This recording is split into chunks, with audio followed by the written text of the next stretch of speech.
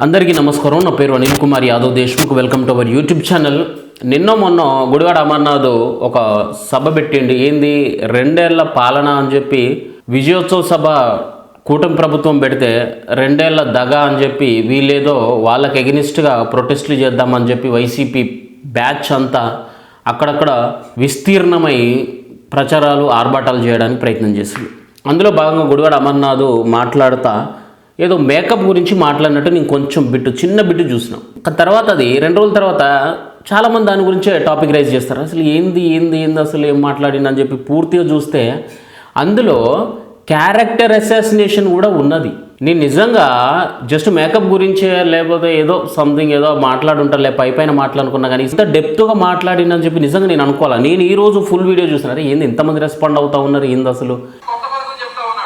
గుడివాడ అమర్నాథ్ ఒకసారి చూడండి. ఒక అరవమంటాడు. మీరు సరిగ్గా చూడండి, దొరికిపోయింది గుడ్లోడు కోడిగుడ్ల మంత్రి. చూడండి ఒకసారి, జనాభాను పెంచమంటారన్నాక అందరు సైలెంట్గా వింటారు. ఎందుకంటే పెయిడ్ బ్యాచ్ కదా, వాళ్ళకి తెలియదు కదా ఏం చేయాలనేది. వాళ్ళకు ట్రైనింగ్ ఇవ్వాలి కదా, ప్రాక్టీస్ చేపియాలి కదా. ఆ డైలాగ్ చెప్పి ఇట్లా అంటాడు చూడండి. ఒకసారి అరవండి అని ఒకసారి మళ్ళీ ప్లే చేస్తుంది.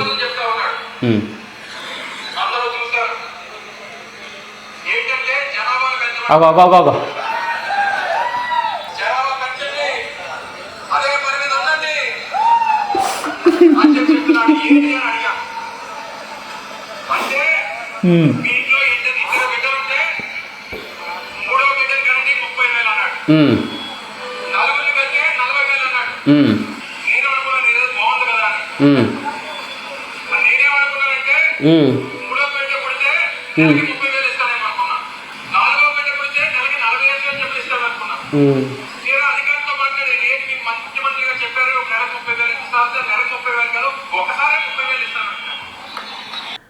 కాదు గుడివాడ అమర్నాథ్, నువ్వు ప్రతి సంవత్సరానికి ఒకరిని పుట్టించుకుంటూ పోతా అంటే ప్రతి సంవత్సరం నెలకు నీకు 40-50 వేలు ఇచ్చుకుంటూ పోవాలి ముగ్గురికి. అంటే ఏంటి నీ అధ్యక్షుడు అట్లాంటోడు కాబట్టి నీకు ఐటీ మినిస్టర్ వచ్చింది. కానీ ఈ తెలివితోటి ఈ మాటలతోటి ఐటీ మినిస్టర్ చేయొచ్చా? వీడు అసలు ఉందా కొద్దిగానైనా 1% అయినా ఇతనికి జ్ఞానం ఉండుంటే ఆ మినిస్టర్ పదవి ఇవ్వచ్చు. కానీ చూసిల్లు కదా ఇతన్ని. ఎవరన్నా 3వ బిడ్డని కంటే 10,000 ఇస్తాం మేము అని చెప్పి బాబు గారు చెప్పిండ్రు. దానికి ముగ్గురిని కంటే ప్రతి నెల 10,000 ఇచ్చుకుంటూ పోతాడు, 30,000 ఇస్తాడు, 40,000 ఇస్తాడు అని చెప్పి ప్రతి నెల ఇస్తాడు కందం అని చెప్పి ప్లాన్ వేసిండంట.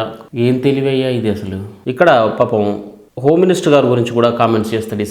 ఇక్కడనే మాట్లాడడం చేత కావట్లేదు చూడండి.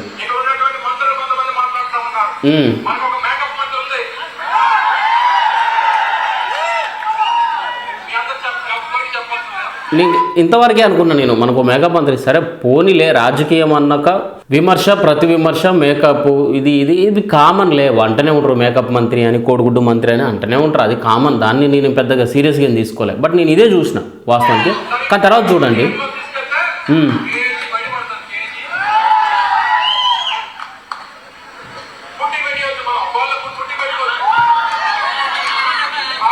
ఎవరో మాట్లాడారు మీ భార్య కూడా మా ఇంటికి కూడా పుట్టి పెట్టి వచ్చట.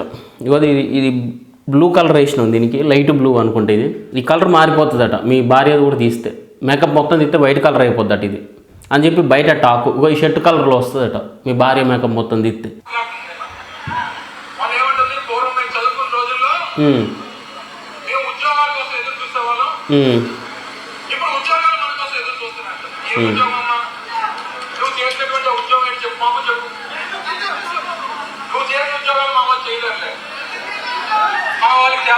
టీచర్ జాబే కదా ఆమె చేసింది. టీచర్ జాబే కదా. ఏం జాబ్ చేసింది ఆమె?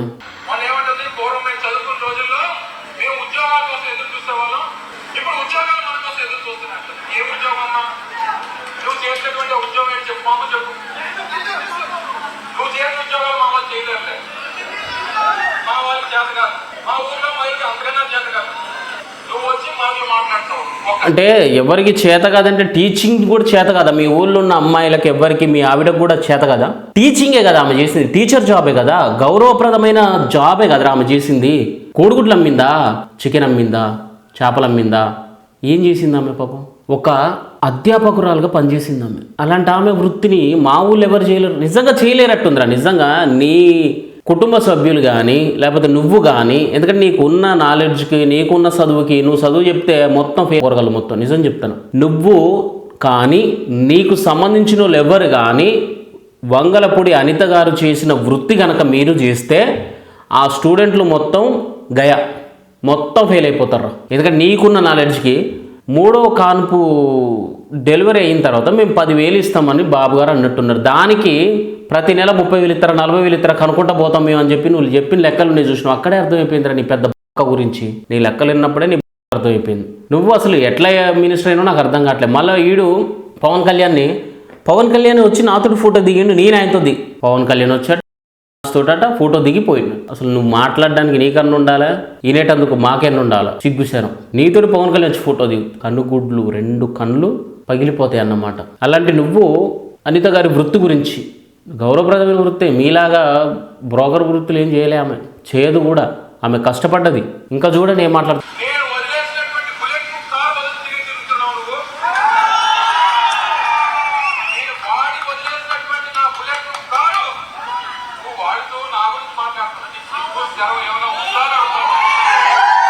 కాదురా, నా కారాన్ని మాట్లాడుతున్నావు. నువ్వు కొన్నవారా కారణమన్నా?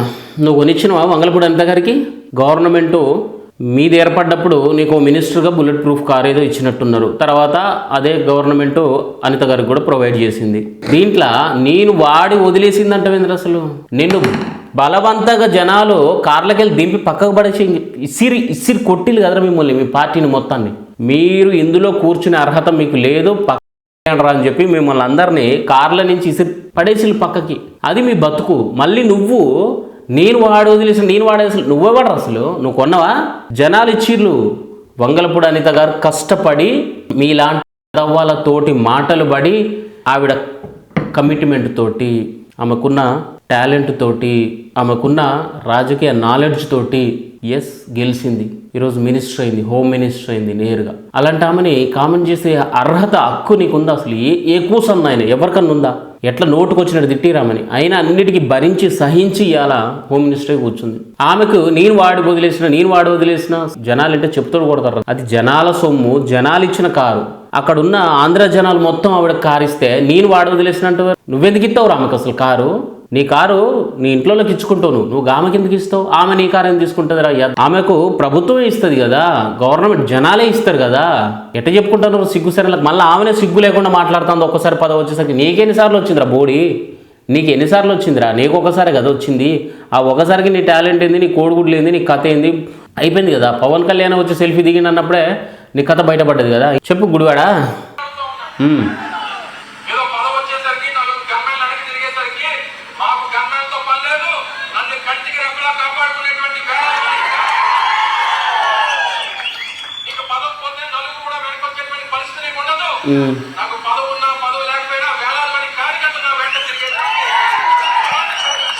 చూసినావు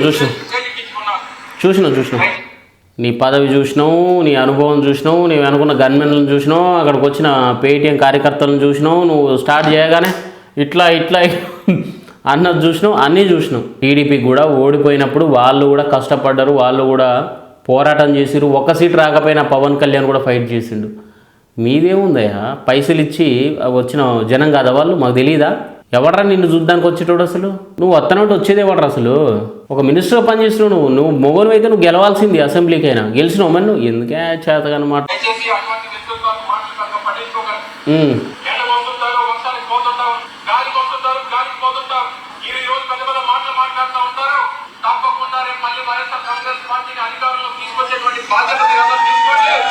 గాలికి వచ్చింది మీరు, గాలిలో కొట్టుకుపోయింది మీరు, సునామీలో కొట్టుకుపోయింది మీరు. గాలికి వచ్చిర్రు, సునామీకి కొట్టుకుపోయారు మీరు. ఓకేనా?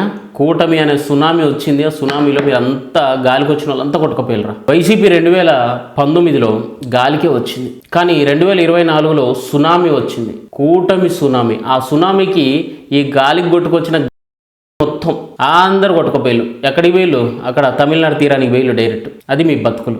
నువ్వు కూటమి ప్రభుత్వాన్ని వంగలపూడి అనిత గారిని మాట్లాడతాను. Thank you. జై హింద్.